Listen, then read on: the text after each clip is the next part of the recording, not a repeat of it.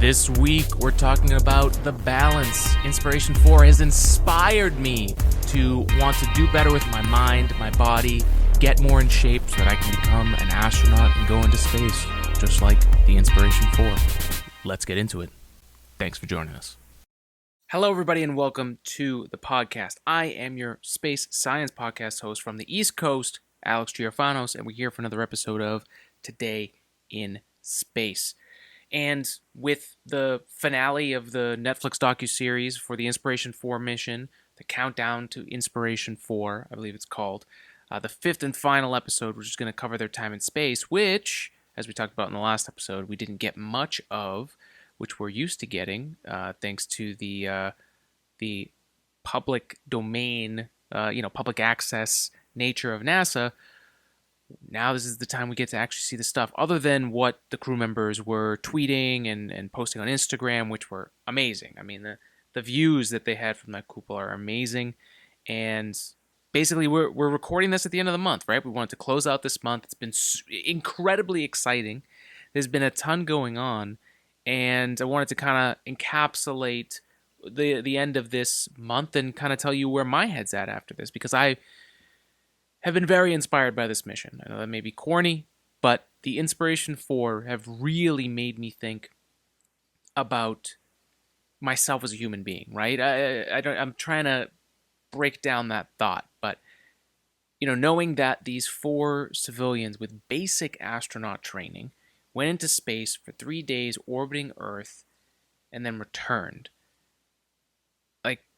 That in itself is just, it's wild to see that, and it's made me think that I can do it. We've discussed this before, but it's also made me think about my health and everything, and now it's like there's a drive to go to space. There's a drive to get myself, I want to be able to train like an astronaut. I want to be able to do those things, and I'm working on getting my body to that point. And that's kind of what this episode is about.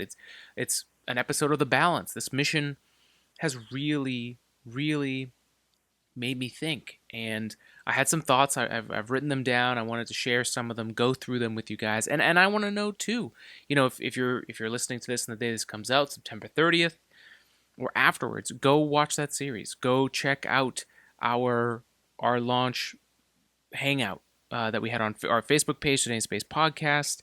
And then, of course, we've got the audio on the podcast. If you're listening to this, you can go back and listen to that. But go watch it. Go listen to it. And I want to hear what your thoughts are. I want to know how this mission hits you, what it makes you think of. Do you feel like this all-civilian mission to space has made you think better about humanity and better about what we can do? And to think that everyone on this mission was different, right? Where everyone wasn't an astronaut before this mission. It's made me think outside the box and against the early narrative of the space industry that, we only send the best of the best because we just don't know what's going to happen in space.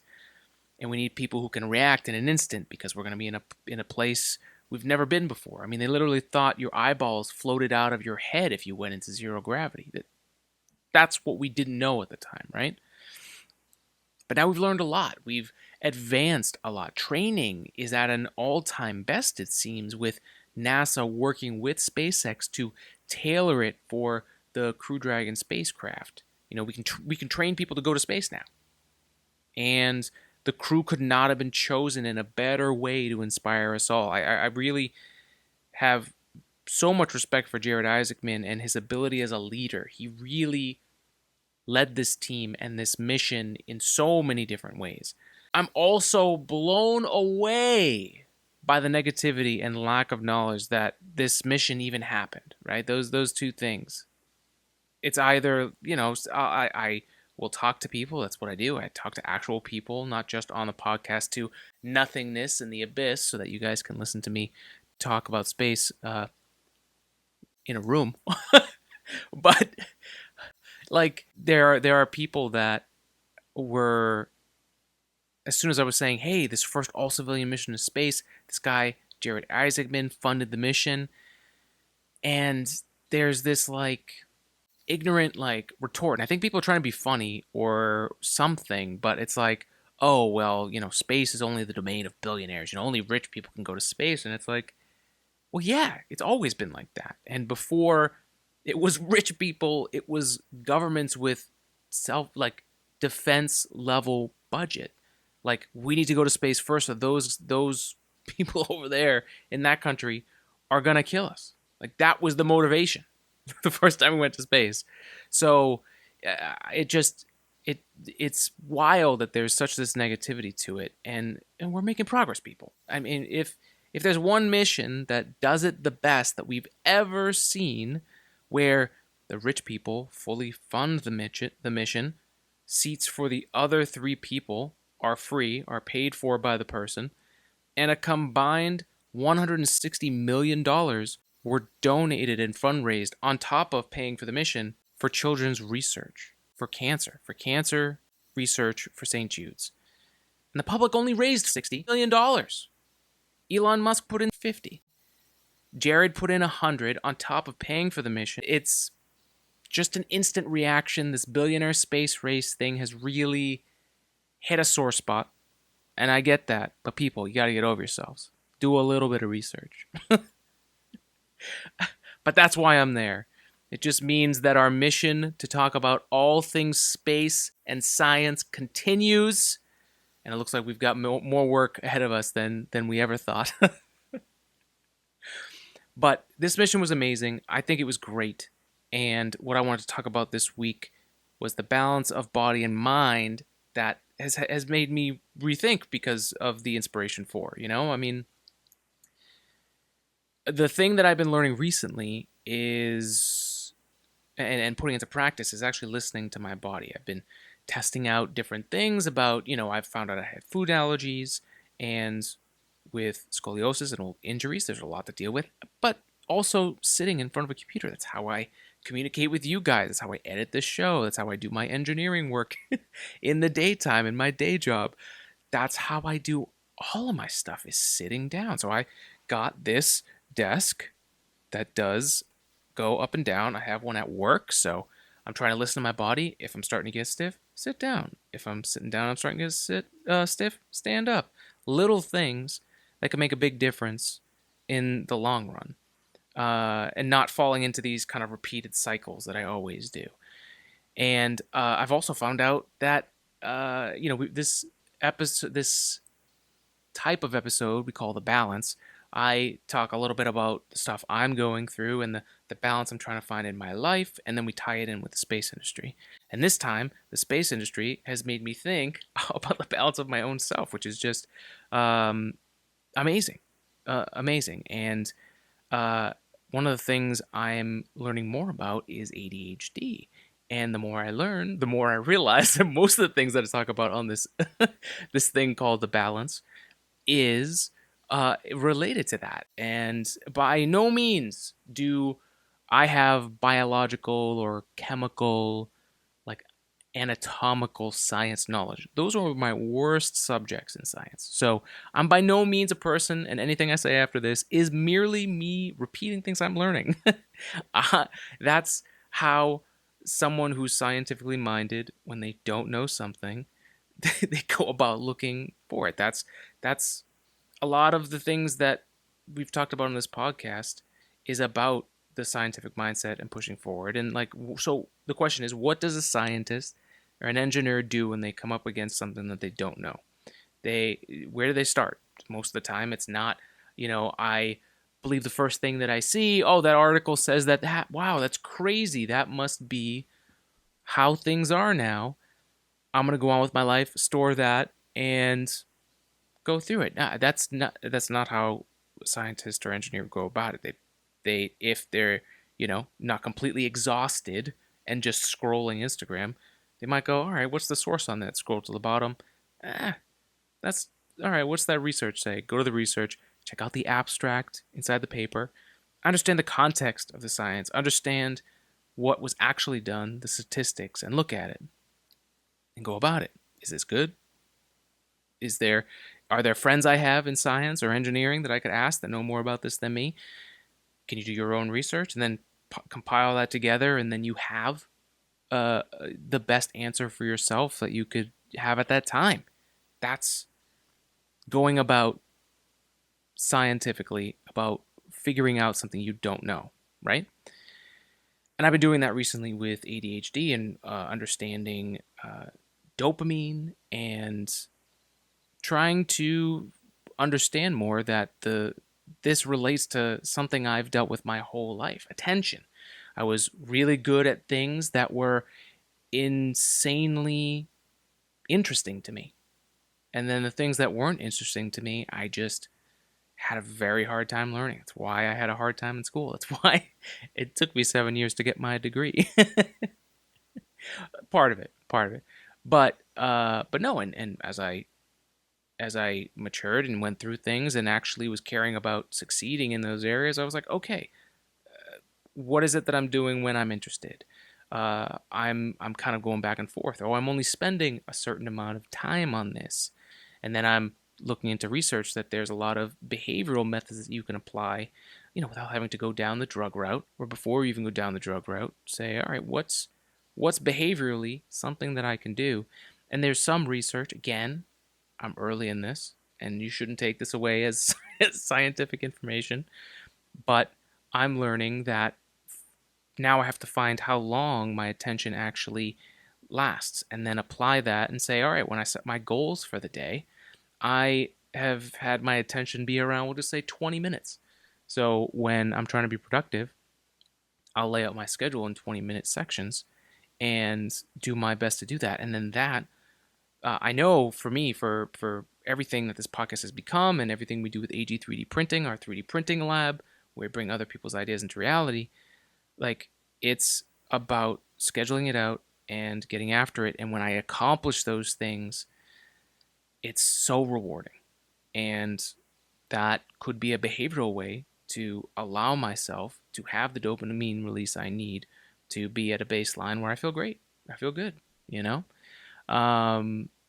These are the things that I'm looking into. And also, with my physical limitations, the Inspiration4 mission has made me believe now that I should not let that any of my physical limitations with scoliosis, or I've had some serious injuries, broken ribs, and other things to prevent me from applying or finding ways to become an astronaut, or at least travel to space or be a larger part of science and engineering in space, in the industry, right?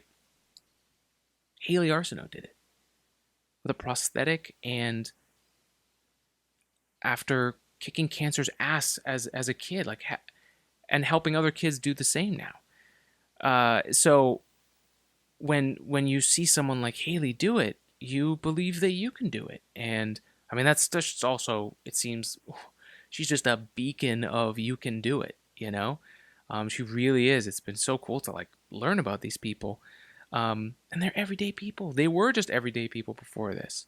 So anyway, we've talked about this the last few episodes, but my upcoming episode about what I want to do as an astronaut on missions like these and in orbit is coming up. I've been really going through it in my head, and this Inspiration4 has been huge for getting me through that and to really actually go through it. That's one of the cool things about this podcast, part of this balance, right? This podcast has made me, because as a scientist and wanting to put stuff out, it's made me be critical about what I'm doing well and what I'm not doing well, right? It's helped me get better as a person. And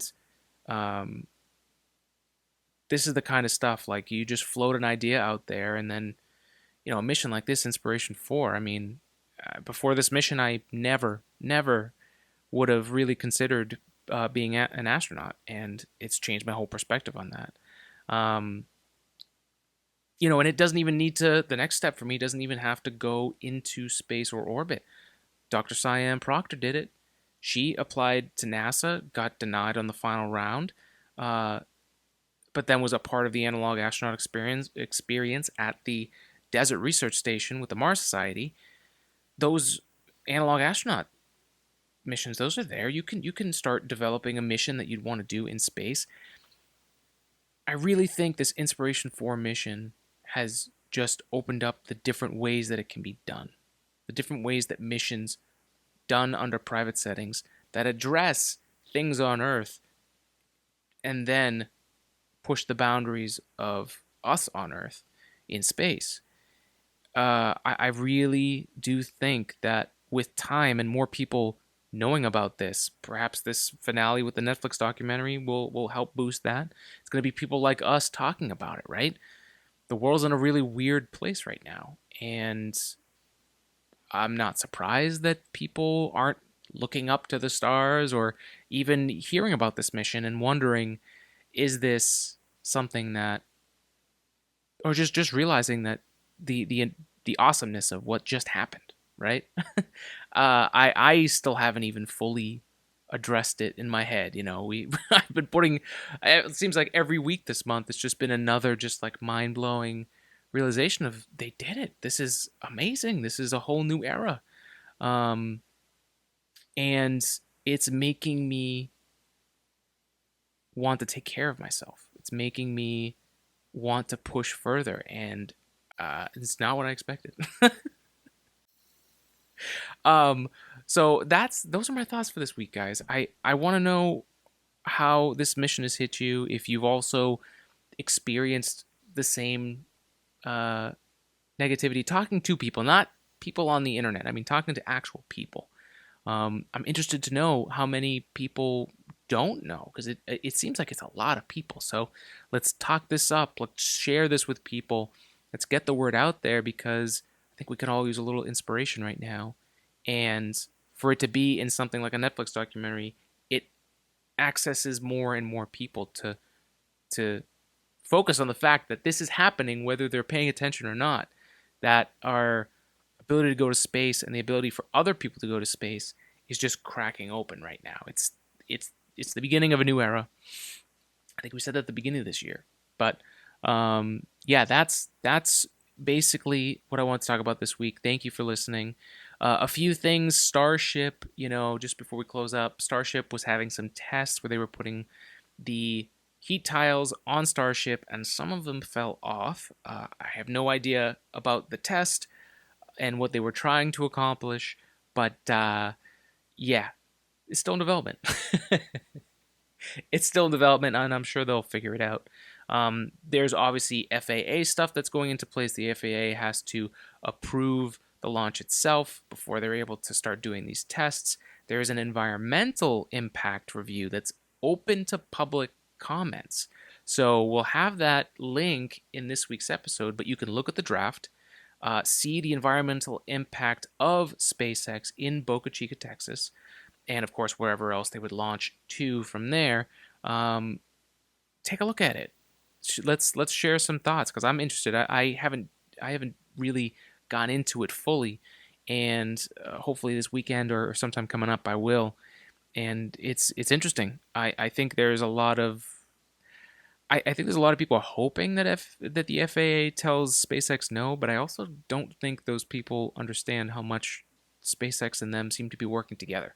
There was a lot of drama and, you know, uh, not sure the word for it, but just like bad reporting around what was happening with the FAA the last time Starship launched.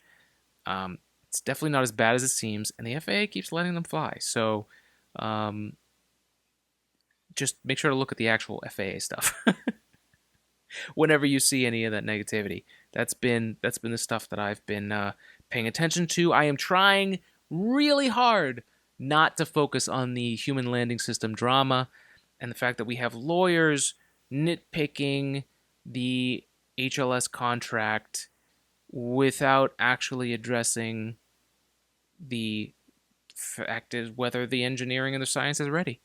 Um, that's my way of saying something without saying something. But yeah, so the drama, Blue Origin, SpaceX, Dynetics, who NASA was going to choose to go to the moon. They chose SpaceX outright. Blue Origin is not happy. So yeah, that's the drama there. I'm going to stop talking about it because it just makes me sad. It's distracting and unnecessary, and it's not even the success of that really isn't about having everyone have access to space. It's about having another monopoly in space. That's how it seems to me. If I'm reading it from the outside, I don't work at either of these places, but I do a lot of research online, and I've got my degree in this. I've worked in the industry a little bit. I've worked a lot as an engineer. These are the unfortunate sides when you're trying to progress science. But I will stop talking about that and end this episode. Thank you for listening. As always, head over to follow us on social media, whether it's on Twitter at Today in Space Pod, on Instagram at Today in Space Pod, TikTok Today in Space, our Facebook page Today in Space Podcast, and of course YouTube. Click that bell, subscribe. Make sure you're there for new episodes. Keep liking the videos, sharing them with other people. That's really been huge, and I really appreciate everyone for doing that. We're really making strides. We were charting in Apple Podcasts the other day. I think we reached 57 in astronomy, which is wild, folks. Wild. There's a lot of really cool stuff happening, and I've got a lot more for you coming up. We're just taking it one day at a time, and very, very happy the Inspiration4 are back on Earth with their families, and we can't talk enough about it because apparently not many people have heard of it. So go out there, spread the word, spread love, spread science, and we'll see you next time on another episode of Today in Space.